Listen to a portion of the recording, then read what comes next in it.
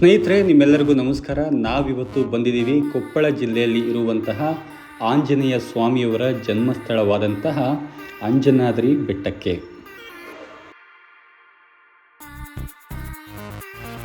ಬೆಟ್ಟ ಹತ್ತೋದನ್ನು ಪ್ರಾರಂಭ ಮಾಡೋದಕ್ಕೆ ಮುಂಚೆ ನಾವಿಲ್ಲಿ ಏನು ಪಾರ್ಕಿಂಗ್ ಸ್ಥಳದಿಂದ ನಡ್ಕೊಂಡು ಬರ್ತೀವಿ, ಅಲ್ಲಿ ಒಂದಷ್ಟು ಅಂಗಡಿ ಮುಂಗಟ್ಟುಗಳಿದ್ದಾವೆ. ನೀವಲ್ಲಿ ದೇವಸ್ಥಾನಕ್ಕೆ ನಿಮಗೆ ಪೂಜಾ ಸಾಮಗ್ರಿಗಳು ಬೇಕಿದ್ರೆ ಅಲ್ಲಿ ಅದನ್ನು ಖಂಡಿತವಾಗ್ಲೂ ಕೊಂಡ್ಕೋಬೋದು. ಬನ್ನಿ, ಇವಾಗ ನಾವು ಶ್ರೀ ಆಂಜನೇಯ ಸ್ವಾಮಿಯವರ ದೇವಸ್ಥಾನ ಅಂಜನಾದ್ರಿ ಬೆಟ್ಟದ ಚಾರಣವನ್ನು ಶುರು ಮಾಡೋಣ.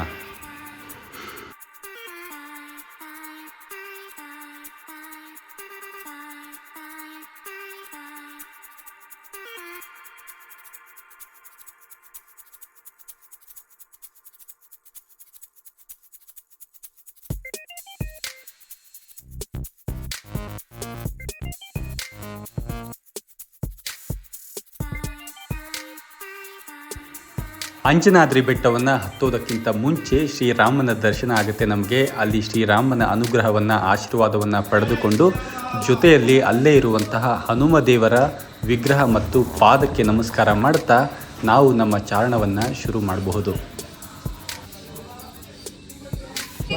ಜೈ ಶ್ರೀರಾಮ್, ಜೈ ಶ್ರೀರಾಮ್, ಜೈ ಹನುಮಾನ್, ಜೈ ಹನುಮಾನ್, ಜೈ ಶ್ರೀರಾಮ್, ಜೈ ಜೈ ಶ್ರೀರಾಮ್, ಶ್ರೀರಾಮ್, ಜೈ ಶ್ರೀರಾಮ್, ಜೈ ಹನುಮಾನ್. ಜೈ ಹನುಮಾನ್.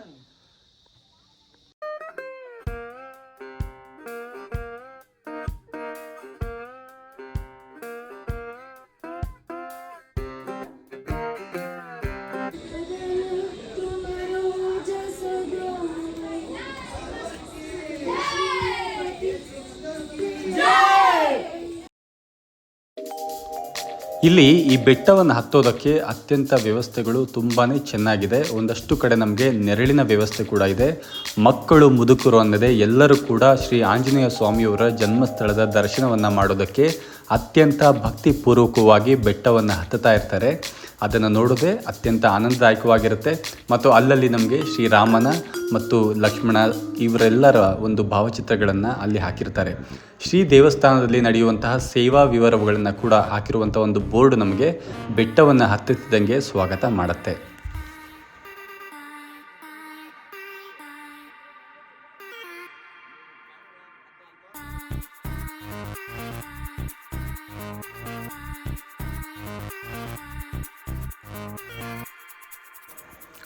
ನಾವು ದೇವಸ್ಥಾನದ ಭೇಟಿಯನ್ನು ಕೊಟ್ಟಂತಹ ದಿನ ಭಾನುವಾರ ಆಗಿದ್ದರಿಂದ ಇಲ್ಲಿ ಭಕ್ತರು ಅತಿ ಹೆಚ್ಚಿನ ಸಂಖ್ಯೆಯಲ್ಲಿಯೇ ಇವತ್ತು ಬಂದಿದ್ರು ಅಂತ ನಾವು ಹೇಳ್ಬೋದು.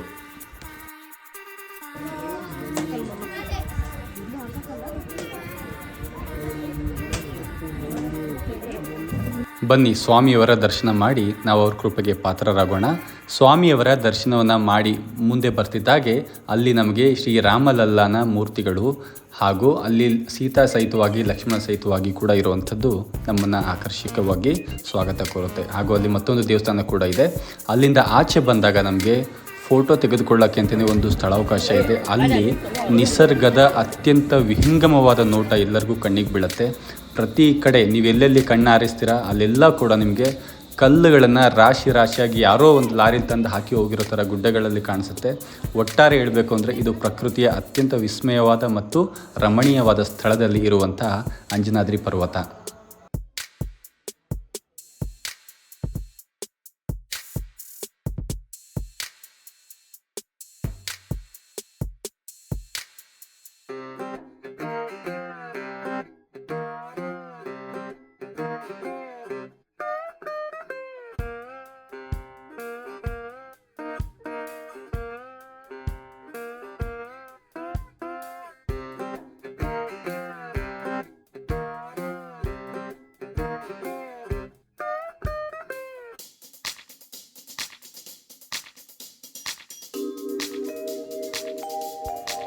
ನೀವು ಈ ಬೆಟ್ಟದಲ್ಲಿ ಓಡಾಡುವಾಗ ಮತ್ತು ಅಲ್ಲೆಲ್ಲಾದರೂ ಫೋಟೋಗಳನ್ನು ತೆಗೆದುಕೊಳ್ಳುವಾಗ ಒಂದಷ್ಟು ಜಾಗರೂಕತೆಯಿಂದ ಇದ್ದು ನೀವು ಮತ್ತು ನಿಮ್ಮವರನ್ನು ಗಮನಿಸ್ತಾ ಇರೋದು ಅತ್ಯಂತ ಒಳ್ಳೆಯದು.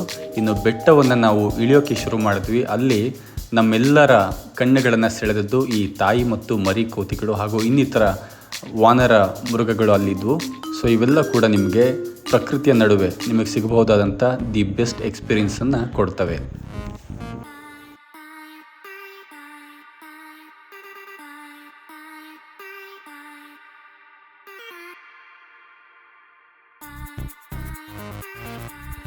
ಅಂಜನಾದ್ರಿ ಪರ್ವತದ ಬಗ್ಗೆ ನಾವು ಮಾಡಿರುವಂತಹ ಈ ಪುಟ್ಟ ವ್ಲಾಗ್ ನಿಮಗೆ ಖಂಡಿತವಾಗ್ಲೂ ಇಷ್ಟ ಆಗುತ್ತೆ ಅಂತ ನಾನು ಭಾವಿಸ್ತೀನಿ. ಮತ್ತೊಂದು ವ್ಲಾಗ್ ಜೊತೆ ವಿಡಿಯೋ ಜೊತೆ ನಿಮ್ಮ ಎದುರುಗಡೆ ಬರ್ತೀನಿ. ಅಲ್ಲಿವರೆಗೂ ಸೈನಿಂಗ್ ಆಫ್ ಮಂಜುರಾವ್ ಇಟ್ಕೋಟಿ. ಧನ್ಯವಾದಗಳು.